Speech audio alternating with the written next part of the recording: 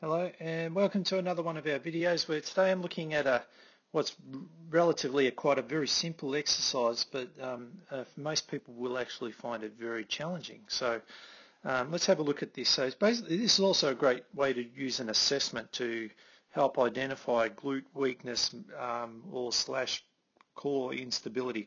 You can't always sort of blame one thing, but this really simplifies things down for you. So if I play this in slower motion for you, basically Nathan's doing a hip extension here, and I've got a stick there to give him a guide as to where to keep his legs level. So he's going to do this a couple of times. So we'll get him to relax between each rep. He's just getting a feel for what he needs to do. So then he comes up, he knows that he's basically got a spirit level on his legs. So then when he gets to here, this is where it all gets very, very important, and this is where you start to see things. So obviously the glutes, he's up in this nice straight line, all right?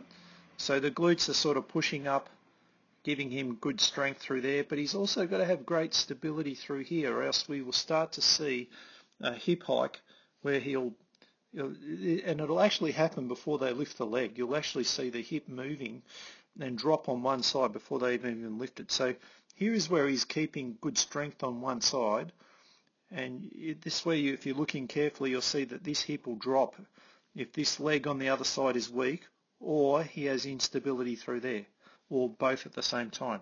So he wasn't too bad. He probably could be a little bit better, but he wasn't too bad. All right. So then on the next one, we'll show you what it looks like when we see a hip hike, and as I said before, you'll often see it happen before they even lift the leg.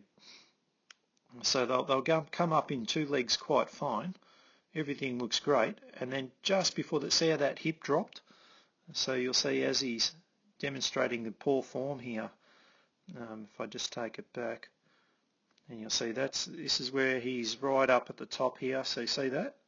So he's good there, but then just as he goes to move the leg, in that little movement, see, he hasn't even lifted the foot yet, but his hip's dropped to try and allow him to move. So he just has no strength through here to maintain it, or he has no strength in that leg that's left on the ground.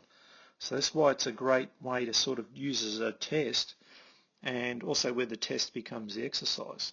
So if you know that you're having an injury on one leg, so say an ankle, a knee, hip, or lower back, this is a great way to help identify where your weakness may be hiding. And it's amazing how difficult people find this exercise just by putting a stick on their legs.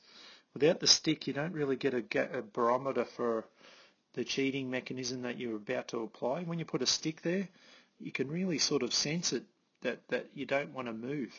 And that's the whole point of creating the good stiffness through the core and good stiffness through the glutes, so you don't get that hip hiking. All right, so so that's how to use the hip extension test. And like I said, the test itself becomes a great exercise. All right, so I hope you enjoyed that, and we'll see you on our next video.